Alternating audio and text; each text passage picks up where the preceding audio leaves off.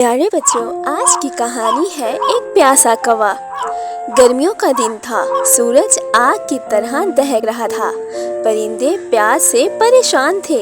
एक कौवा भी शिद्दत की प्यास से तड़प रहा था। वो उड़ता उड़ता एक बाग में पहुंचा और हर तरफ पानी तलाश करने लगा। काफी देर तक ढूंढने के बाद इसे एक पुराना घड़ा नजर आया।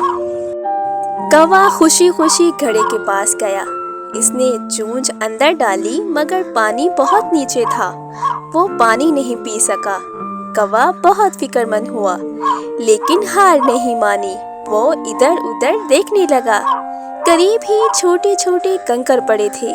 कौवा एक एक करके कंकड़ चूंद में उठाकर घड़े में डालने लगा। घड़े का पानी ऊपर आने लगा।